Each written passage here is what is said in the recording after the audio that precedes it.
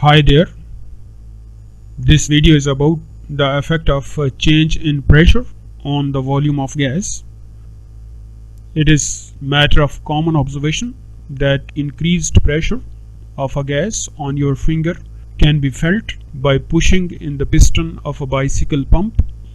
Doing so, you actually squash the same number of particles of gas into smaller volume.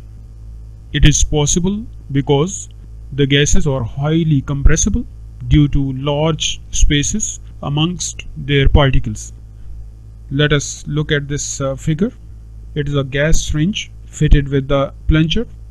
Say initially the volume of this gas in the gas syringe was V1, and this point indicates the initial position of the plunger. On applying pressure, the gas compressed and the particles of gas is squashed in a relatively little volume, which is now the volume of compressed gas.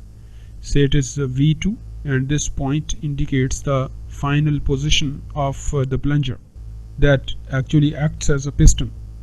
So from this observation, it is clear that when pressure is increased over a gas, its volume decreases, and the opposite will happen if the pressure of gas is released. Now let us see what actually happens when a gas is compressed. So on increasing pressure on the gas, particles of the gas are forced to get closer.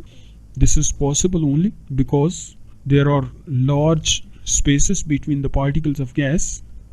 Since the pressure is being applied on the gas, therefore the applied pressure would be greater than the pressure of gas itself.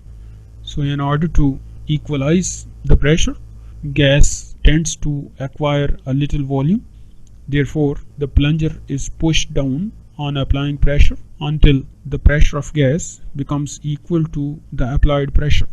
So the volume of gas goes on decreasing until the pressure of gas becomes exactly equal to the external or applied pressure over the gas. And at that point, the plunger stops. The plunger can be moved further by applying even more pressure. On decreasing the pressure, the plunger is pushed backwards until the pressure of gas becomes equal to the applied pressure.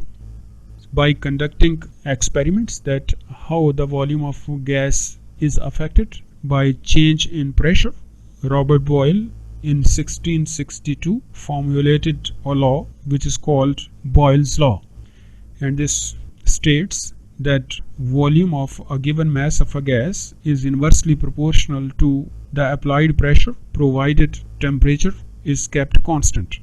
So it means that on increasing pressure, volume of gas decreases, and when pressure of gas is decreased, its volume increases. It means that volume of gas and pressure over it, they are inversely proportional to one another. Consider a gas confined in a cylinder fitted with a piston which is movable, weightless and frictionless, and suppose this gas is confined at constant temperature T and its number of moles are N, so its initial volume is V1 at pressure P1. So on compression, when its pressure is changed from P1 to P2 such that P2 is greater than P1 because the gas is being compressed, same moles of gas at temperature T now acquire V2, which is less volume than the initial volume of gas. From this observation, it can be concluded that volume of a gas is inversely proportional to the applied pressure. So Boyle's law states that volume of a given mass of gas is inversely proportional to the pressure applied over it, provided temperature is kept constant.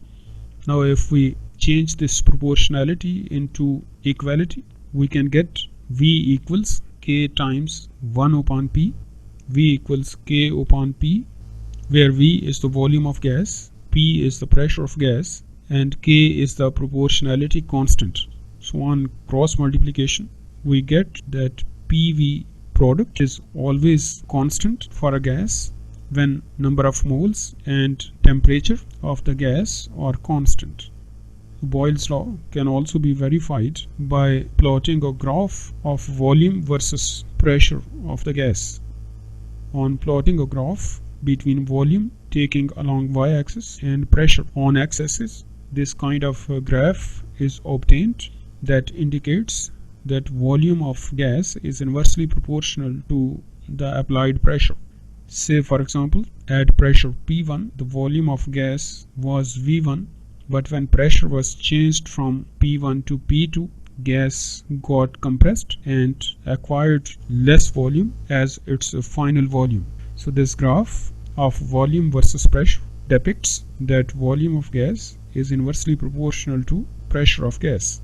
If you liked the video, please do subscribe my channel and hit the bell icon so that upcoming video lecture on chemistry may not be missed. Sharing is requested too. Thanks for watching.